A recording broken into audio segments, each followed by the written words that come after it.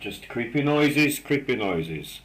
Hello everyone and welcome to another battle with the Pokemons. I'm here, the very good Mr. Mackie. I'm in the house, what I live in, and in the background playing Theme Hospital is Christina, whose team is her, who was featured in the last game. Hello. Hello.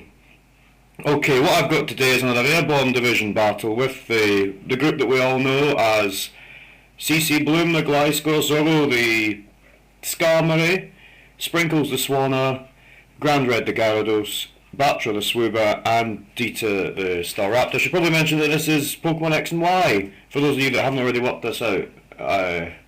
I'm against Craig, or Chaotik in this case. His real name's Craig though. He wears glasses, and yeah, this is his team.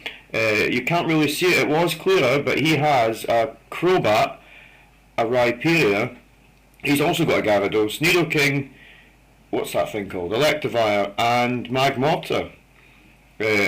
So yeah, that's what he has on his team.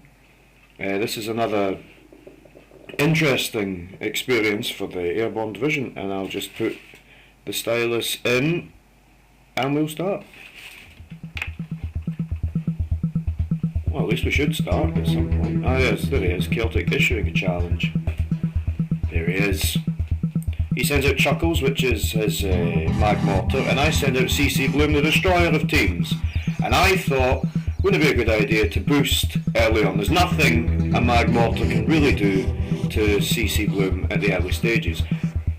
At least that's what I thought. And then go ahead, look, already in effect, Mackie's Law, I could have earthquaked the motherfucker and he would have gone down. But no.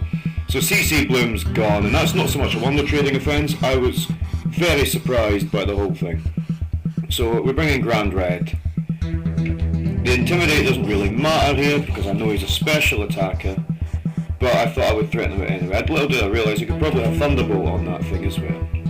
Craig sends out his own Gyarados to take me on, although I decided to Mega Evolve. Now watch this. What's become known as Mackie's Law is perfectly in effect. What is it, 90%, or was it 90 accuracy for an Aqua Tail? Check this shit out. I miss. Oh, we look at that. I mean, why would it hit? Craig does the same thing, he Mega Evolves his Gyarados as well. I'm so awful, how dare you, Christina, how dare you. Okay, so we've got, I know you did. We've got two Mega Gyarados here facing off, and we both, well in this instance Craig goes for Dragon Dance, so just spoiler alert, I choose to Dragon Dance as well.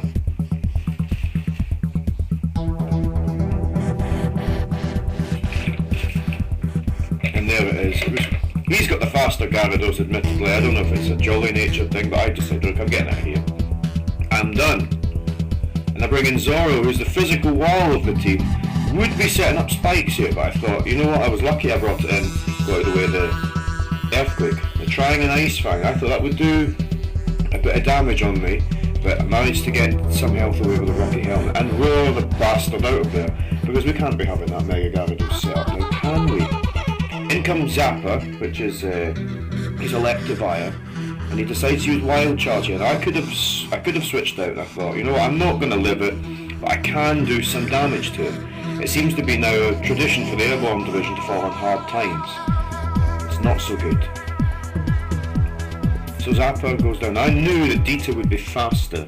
Dita, the Choice Scarf, Staraptor, who could do a number on Zapper. I thought it was down enough for a Brave Bird to hit. Now I can understand the electric type probably would resist it just like that. And I mean, why would it?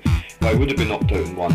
But with Wild Charge, it takes both Dita and Zapper down in one, and it could have been good. I mean, I should have used probably any other attack I've got, but no, I chose for the Brave Bird just in case he switched, and he didn't. So there we have, whips us down another two. Sends out his Nidoking here, which is a Life Orb boosted Sheer Force Nidoking. I bring out Swanna, who was for a long time the MVP of the team. Swanna's now committed enough wonder trading offences. People have said, look out there, we are, there's one wonder trading offence right there, missing Hurricane. Going for Hurricane again. Now, I'm an idiot. I don't know why I'm so retarded. I stayed in when I should have just left, knowing that it would have some kind of rock attack to take me out, which it did.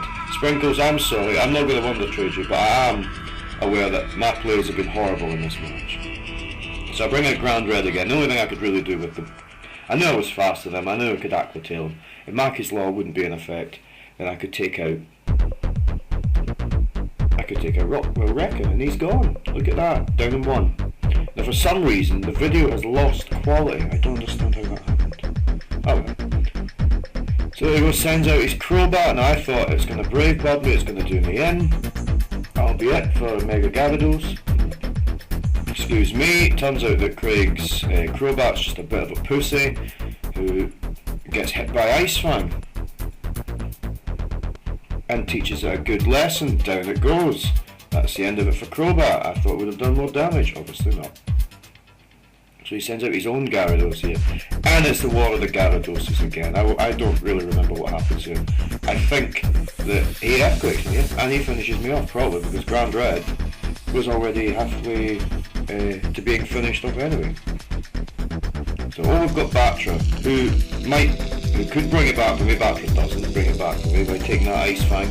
However, I thought the only thing I could do now is potentially stall by slowing down his Mega Gyarados and recovering my own health, which is exactly what I do momentarily.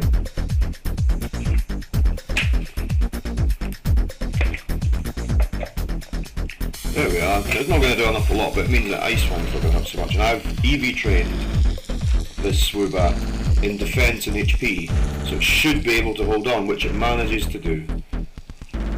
So Batra's fine. I'm just going to adjust my position because I'm sitting on my own feet. And he takes his Gyarados out of there. Gyarados wouldn't be too much use to him. No, I thought, hey, okay, Nidoking is probably going to be faster than me, but I'll air slash it just in case I can get a flinch. But I mean, why would I get a flinch? If someone else was playing with my team, they would have got a flinch and it would have been a problem. So no. And then of course, it's a sheer force, life orb boosted. Nidoking's going to just hit Batra in the face with the Ice Beam. And that's going to be the game there. So that's another defeat for the Airborne division. And they should all be ashamed. But fair play to Craig's team. Just for anyone that's interested, I took his team on in a mock battle with my normal type team. And earthquaked the vast majority of them to victory all the time. But not in this case. The Airborne division suffered a defeat here. And it was great sadness all round.